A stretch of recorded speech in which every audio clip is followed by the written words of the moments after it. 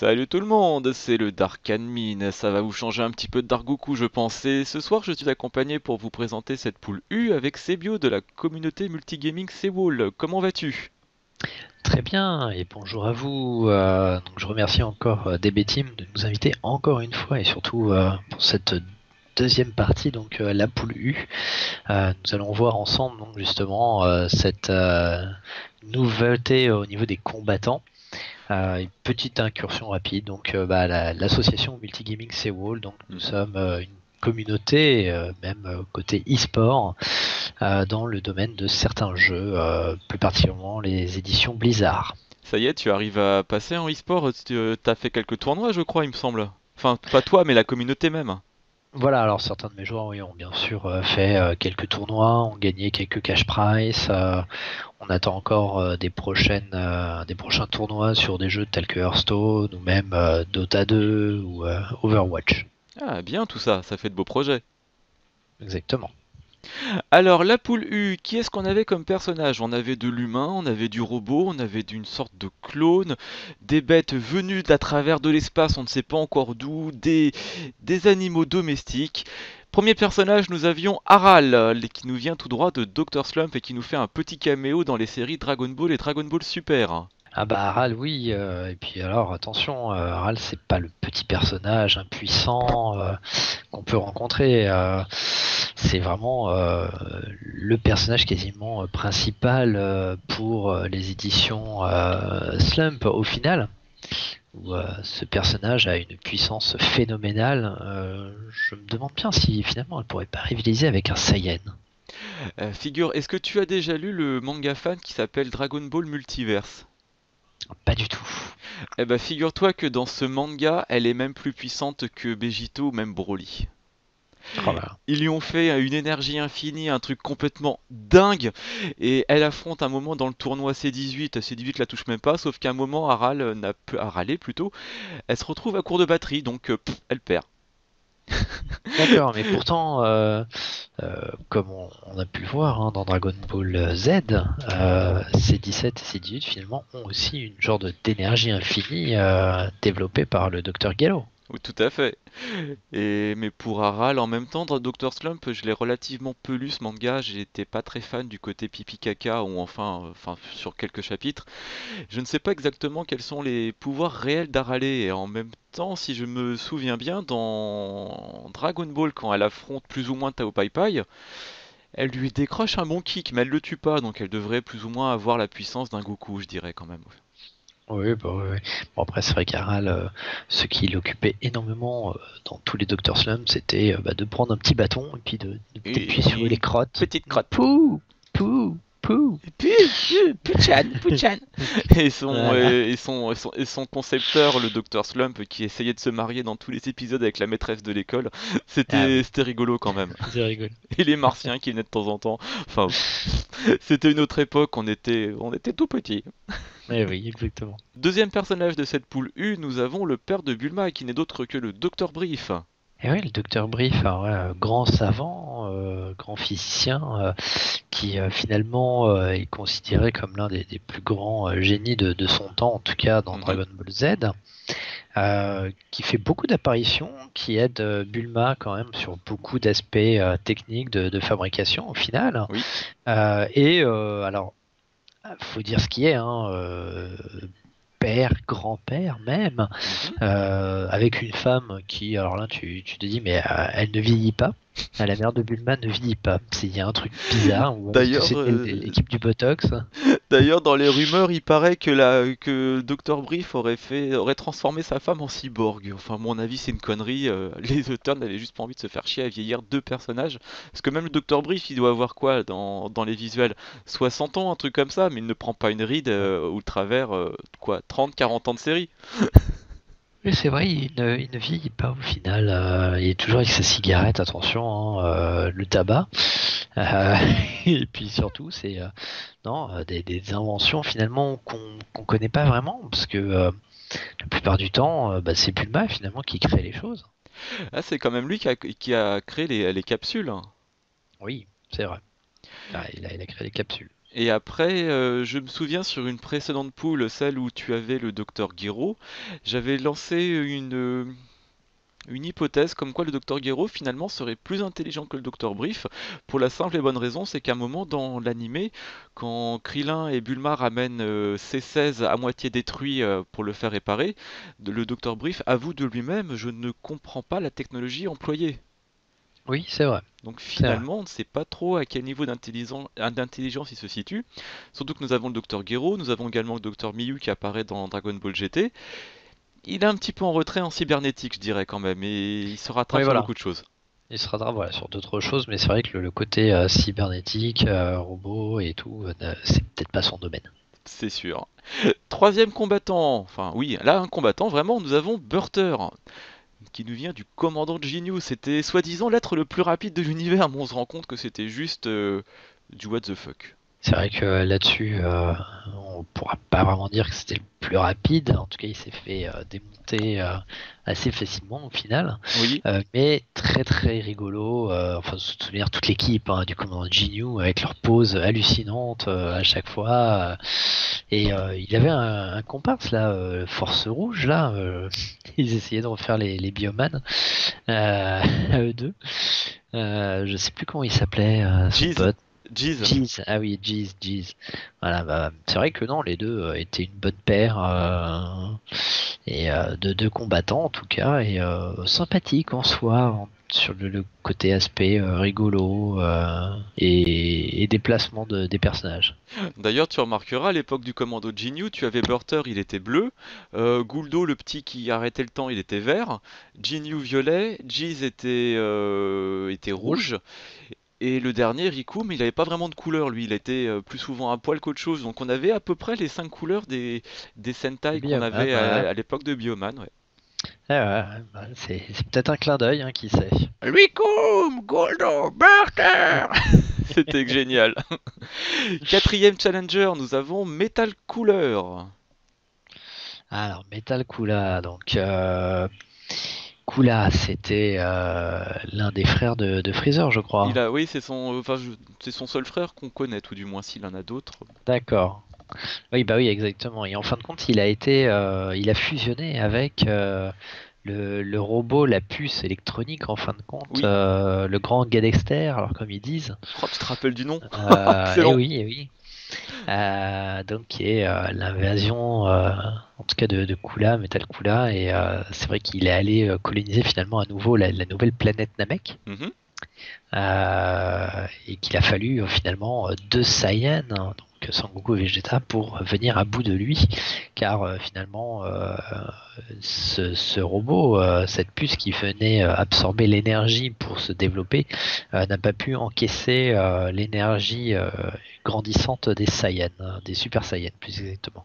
Tout à fait, et on découvre même sur la fin du film finalement que Metal Kula n'était qu'un clone parmi tant d'autres, et que les véritables restes de Kula finalement étaient emprisonnés C'est quoi le nom du grand machin? Du grand Gangster. Grand Gangster, et c'était finalement qu'un clone qui était envoyé, et toute Oui, la Z-Team a galéré contre un simple clone, et il y en avait encore des milliers, d'ailleurs le film s'appelait Les 100 000 guerriers de métal, et il porte bien son nom pour le exactement. coup en VF. Eh oui, oui, c'est vrai, les 100 000 guerriers de métal. Mais c'est vrai que voilà, tu le vois en fin de compte, c'est juste un bout d'une partie du visage finalement Mhm. de Kula qui a fusionné avec la micropuce, quoi. On se demande comment il a fait à survivre quand même ce bout de visage. Il se prend Ouais. un Kamehameha qui le repousse vers le soleil et Et il reste encore en vie. il reste encore en vie et un petit bout. Enfin, ils ont la peau dure quand même ceux-là, hein.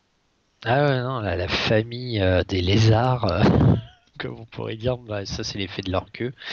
Euh, je les appelle les lézards. Freezer s'est fait couper un bout de queue aussi et il est toujours en vie, même découpé en plein de rondelles, hein. D'ailleurs, tu remarqueras sur Freezer, on peut dire à peu près qu'il se retient de détruire la planète Namek avec sa boule d'énergie.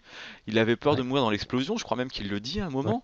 ouais, Et ouais. finalement, à la fin, il se retrouve coupé en deux, un bras en moins, la queue en moins. Sangoku le pulvérise à coup d'un Kamehameha, la planète explose, et quoi? Il est pas mort! Donc Il est pas pourquoi tu t'es mort. retenu du con? Ah oui, non, mais peut-être parce qu'il le savait pas, va savoir. Je sais pas, va savoir. Et le dernier combattant qui nous vient tout droit de Félix le chat. Non, je rigole. Vous l'avez sur l'épaule gauche du docteur Brief. Nous avons Tama le chat.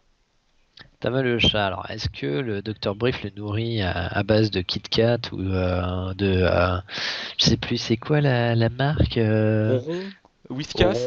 Non, Whiskas, voilà, plein d'étoiles et tout, attention. En tout cas, oui, alors Tama le chat, si, il joue un rôle avec le Dr. Brief parce qu'il lui parle, en fin de compte, c'est son compagnon de tous les jours. Ils poussent des mains en main, mais en fin de compte, ils se comprennent mutuellement. Donc peut-être que finalement, Dr. Brief n'était peut-être pas bon en cybernétique, mais était bon en communication avec les animaux, et particulièrement les félins. Si je me souviens bien, d'ailleurs, toute une partie de la Capsule Corporation est une sorte de zoo où plein d'animaux vivent en liberté. Oui, exactement. Ils en ont plein, ouais, qui se baladent un peu partout. Alors on va savoir comment ils les manipulent, ou ils les connaît, ils leur parlent. D'ailleurs, le chat aussi, il a une espérance de vie. On se demande comment il s'en sort, hein. Oui, et c'est vrai que il bouge pas lui. C'est comme le reste de la famille. Même Bulma Ouais, a rajeuni au fil des saisons. Et sans parler de sa sœur qui nous vient de je ne sais où, qui vient de débarquer. Autant ouais, dans le manga, on comprend qu'elle est plus jeune que Bulma. Donc elle est ouais. censée être plus vieille. Quand on la voit apparaître brièvement, on dirait qu'elle a 15 ans presque. Et pourtant, quand on voit les passages dans le futur, finalement avec Trunks, Bulma est quand même bien vieillie.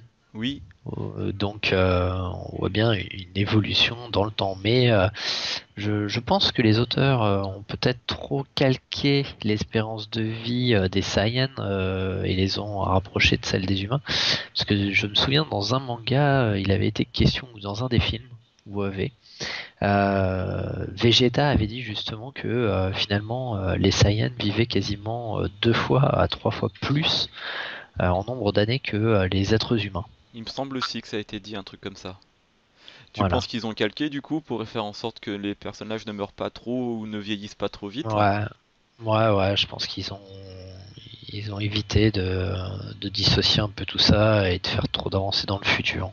Tout du moins, ça c'est dans Dragon Ball Super, dans Dragon Ball GT, tu voyais vraiment les personnages prendre un coup de vieux, surtout ce pauvre Krillin. Déjà qu'il Ouais. était petit, il finit avec les cheveux blancs, une moustache blanche. Ah ouais. Même C18 qui est censé avoir beaucoup de parties mécaniques, tu peux voir que les années commencent à faire leur effet sur elle. Ouais, ça c'est un côté un peu bizarre malgré tout. Mais bon après, j'ai vu Dragon Ball GT, j'ai vu les 2 derniers épisodes de Dragon Ball Z, sachant que ce n'est pas du Akira Toriyama, hein, faut bien le reconnaître. Mhm. Il ne reconnaît pas en tout cas ces épisodes et ces dessins. Donc pour moi, c'est vrai que le côté Dragon Ball GT, tous les personnages présents dedans Mhm. peuvent être intéressants, mais en tout cas ne me feront pas référence à l'histoire et à la timeline, on va dire, de la série. Tout à fait. De toute façon, quand tu vois Dragon Ball Super, tu te rends bien compte que la fin de DBZ et de DBGT, enfin DBGT tout court, tout cet ensemble a été gommé, on peut dire. Oui, ouais, tout à fait. Dévoilons maintenant les résultats de cette poule U. Alors, le dernier, ah bah non, nous avons 3 ex-aequo même. Harale, Burter et Tama ont tous eu au moins une victoire et sortent du tournoi avec 3 points. Putain, c'est la seule poule d'ailleurs, on a eu des résultats comme ça. Eh ben, des ex-aequo à ce niveau-là, quoi. Oui, des ex-aequo, Harale 3 points, Burter 3 points, Tama 3 points. Ensuite, nous avons le professeur Brief qualifié pour les 32e de finale avec 9 points, suivi de Metal Cooler avec 12 points. Pas Quand mal. même, Metal Cooler, ouais, 12 points, là, c'est vraiment pas mal, quoi. Ce qui est Là, assez c'est drôle, même c'est pas des que combats à la notoriété au final, c'est plus des combats à la puissance.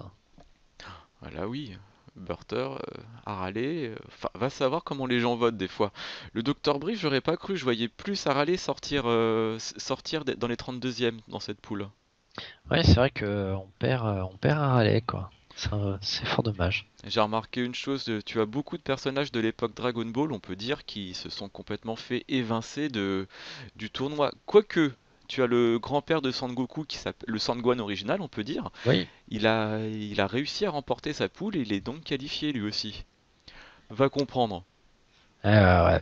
finalement, Dragon Ball n'est pas resté dans les mémoires des gens. En même temps, je pense que très peu de gens actuellement, enfin, qui viennent sur ta page, peut-être ont vu Dragon Ball dans ses débuts, arrivent peut-être plus sur la saison Dragon Ball Z, voire plutôt GT et accessoirement Super Je pense aussi. maintenant. Ouais.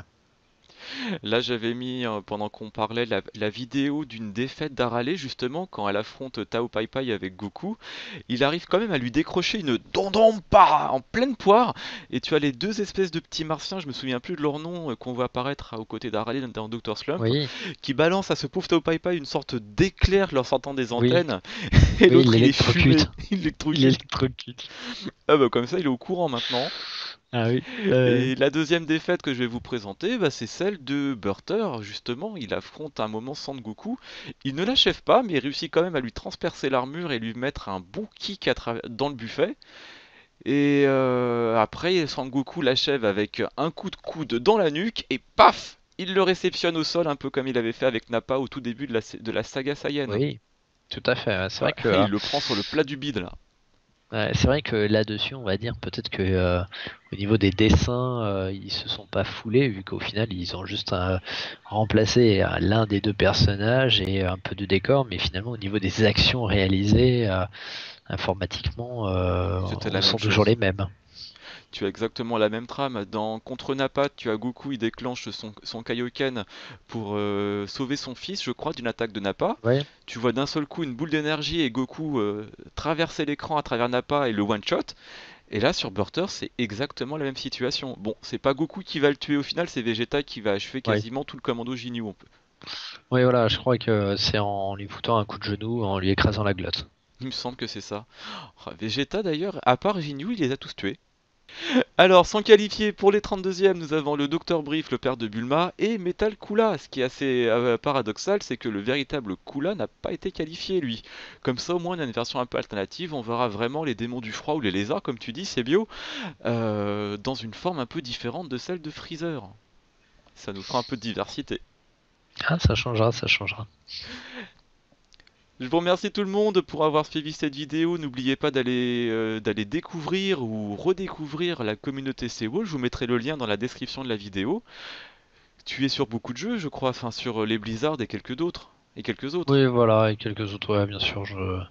Bon, après, moi, je suis de passage, hein, c'est surtout les membres de mon association et de la communauté qui, eux, jouent à différents jeux. Alors, certains sont vraiment très spécialisés, hein, ne sont que sur un jeu parce que c'est vraiment le jeu qu'ils aiment. Mhm. Après, certains vont tester différents jeux en complément. C'est ce qu'il faut. Et déjà, rien de se spécialiser ou presque sur l'univers Blizzard, tu as quand même de sacrées licences à couvrir et à exploiter.